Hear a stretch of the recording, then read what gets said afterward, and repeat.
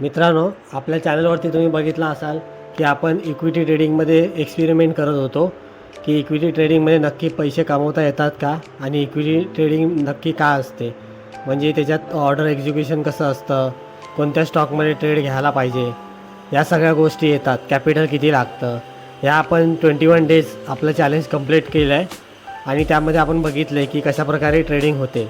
जर तुम्ही बघितला नसाल व्हिडिओ तर आपल्या चॅनलवरती जाऊन व्हिडिओ बघू शकता तुम्ही. आपण 21 दिवस ट्रेड केलेला आहे आणि यामध्ये आपल्याला काय शिकायला भेटलं आणि काय नवीन गोष्टी शिकायला भेटल्या, काय गोष्टी करू नयेत आणि काय केल्या आपण चुका, हे मी तुम्हाला आजच्या व्हिडिओमध्ये सांगणार आहे. तर हा व्हिडिओ शेवटपर्यंत नक्की बघा. मी लास्ट व्हिडिओमध्ये PNL शेअर केलं PNL शेअर केलं होतं 21 डेजचं. तर तो व्हिडिओ बघितला नसाल तर नक्की बघा.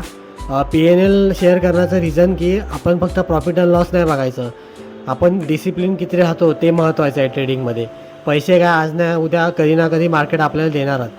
जर तुम्ही डिसिप्लिन राहिलात आणि कन्सिस्टंट राहिलात तरच मार्केट तुम्हाला पैसे देणार, नाहीतर नाही देणार.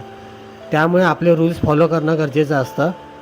फक्त प्रॉफिट अँड लॉस बघत राहू नका, फक्त प्रोसेस फॉलो करा बस. जी पण तुम्ही स्ट्रॅटर्जी ठरवता त्या स्ट्रॅटर्जीवर स्टिक राहा. तो सेटअप बनला तरच तुम्ही ट्रेड घ्या, नाहीतर ट्रेड घेऊ नका. आता मी तुम्हाला सांगतो की काय काय गोष्टी मला फेस करायला लागल्या इक्विटी ट्रेडिंगमध्ये, ज्या ऑप्शनमध्ये आपण फेस करत नाही. कारण मी ऑप्शन ट्रेडिंग पण केलेली आहे, त्यामुळे मी हे सांगू शकतो. तर पहिली गोष्ट आहे की टाईम डिके. ऑप्शन ट्रेडिंगमध्ये टाईम डिकेमुळे आपल्याला जास्त ट्रेड होल्ड करता येत नाही. पण इक्विटी ट्रेडिंगमध्ये तसं नाही. तुम्ही सकाळी ट्रेड घेतला तरी तुम्ही मार्केट क्लोज होईपर्यंत होल्ड करू शकता, प्रॉफिट अँड लॉस भेटेपर्यंत. आणि दुसरी गोष्ट काय, ऑप्शनमध्ये आपल्याला एसेल वगैरे लगेच जातो, पण ह्याच्यामध्ये इंट्राडेमध्ये तसं नाही, इक्विटीमध्ये तसं नाही. इक्विटीमध्ये स्टॉप लॉस हिट व्हायला पण भरपूर टाईम लागतो, तुमच्याकडे पेशन्स पाहिजे. आणि मोस्ट ऑफ द ट्रेडमध्ये तुम्ही बघाल ना की आपण कॉस्ट टू कॉस्टच निघून जातो. कारण ना कधी कधी मार्केट बंद होईपर्यंत ना स्टॉप लॉस हिट होत ना टार्गेट भेटत. मग आपल्याला ज्या पोझिशनमध्ये ट्रेड आहे त्याच्यामध्ये एक्झिट करायला लागतो, म्हणजे कॉस्ट टू कॉस्ट असला तरी आपल्याला एक्झिट करायला लागतो. ही एक चांगली गोष्ट आहे इक्विटी ट्रेडिंगमध्ये. थर्ड गोष्ट आहे कॅपिटल. ऑप्शन ट्रेडिंगमध्ये आपण कॅपिटल कमी वापरतो, पण स्टॉक ट्रेडिंगमध्ये तसं नाही आहे. आता तुम्ही पकडा, मी 80,000चं कॅपिटल ॲड केलं होतं, म्हणजे 1 लाखचं होतं माझ्याकडे, पण मी फक्त 80 ॲड केलं होतं. तर मला 4,000चा प्रॉफिट करण्यासाठी ते 80,000 पुरेसे होते, त्याच्यामध्ये क्वांटिटी येऊन जायचे. आणि 2,000चा माझा स्टॉप लॉस होता. तर ते 80,000मध्ये तुम्ही 2,000चा रिस्क घेऊ शकता. तर तुम्हाला 80,000 कॅपिटल भरपूर आहे.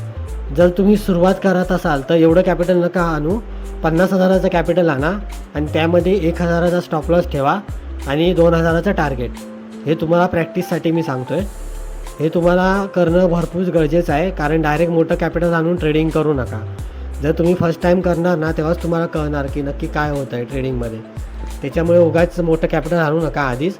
जर तुम्हाला करायचे आहे ना तर मग 50,000चं कॅपिटल आणा आणि मगच करा. 1,000चा स्टॉप लॉस, 2,000चा टार्गेट.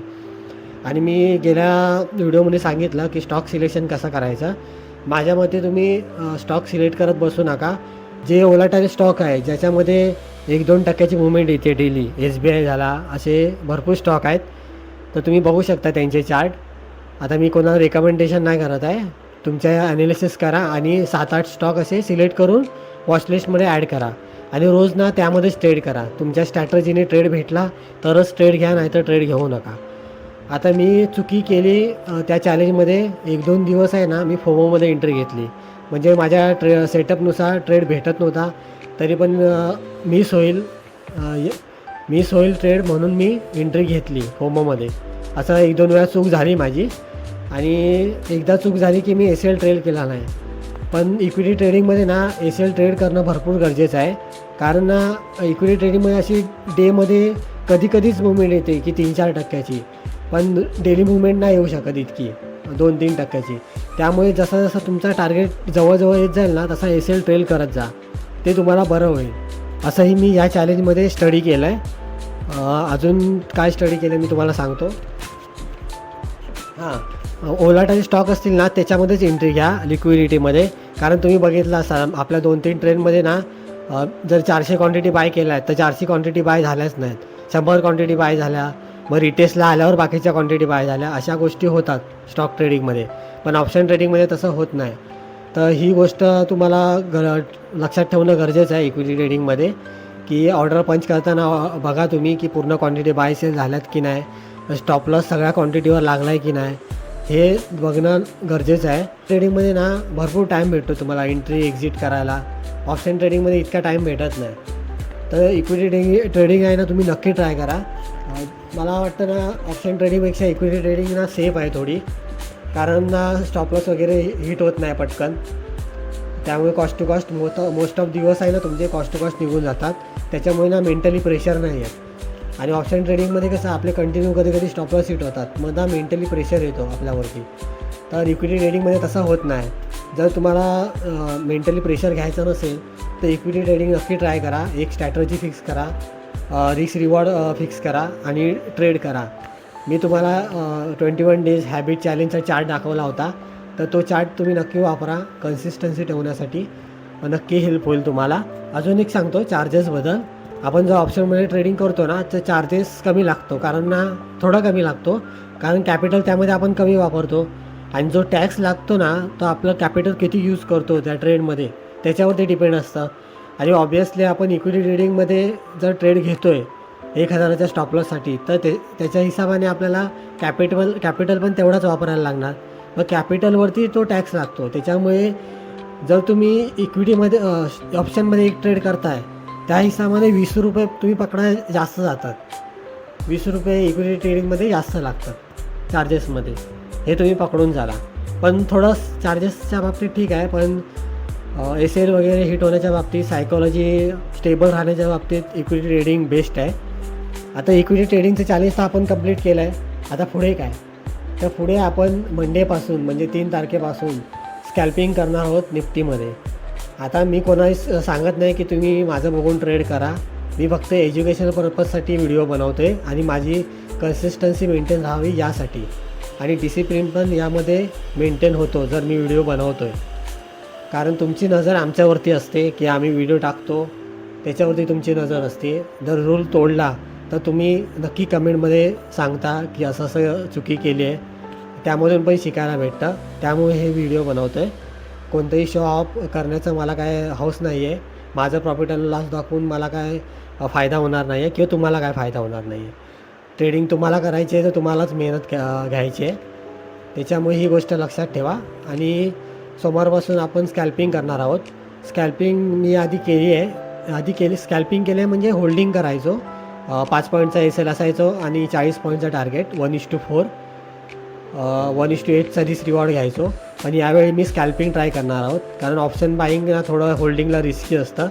तर मी स्कॅल्पिंगचा एक्सपेरिमेंट करणार आहोत.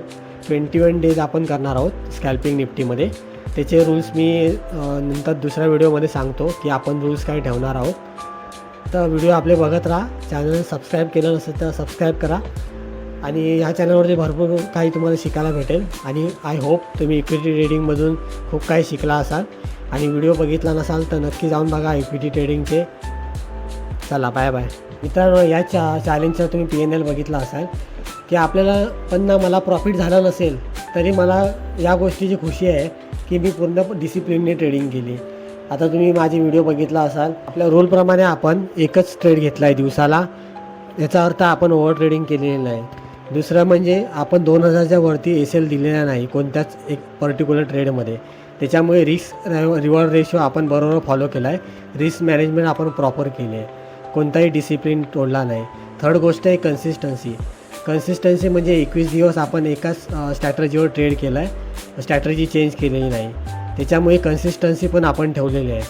मित्रांनो, प्रॉफिट अँड लॉस तर मार्केटमध्ये होतच राहणार आहे. आज प्रॉफिट उद्या लॉस, पण डिसिप्लिन राहणं भरपूर गरजेचं आहे. तुम्ही आज डिसिप्लिन तोडलात तर उद्याही तुम्ही तोडणारच. त्यामुळे कधीही प्रॉफिट कमवण्यासाठी डिसिप्लिन तोडू नका. डिसिप्लिन राहा, मार्केट तुम्हाला प्रॉफिट देणारच. आणि छोटे छोटे लॉस द्यायला शिका, तेव्हा मार्केट तुम्हाला प्रॉफिट देणार.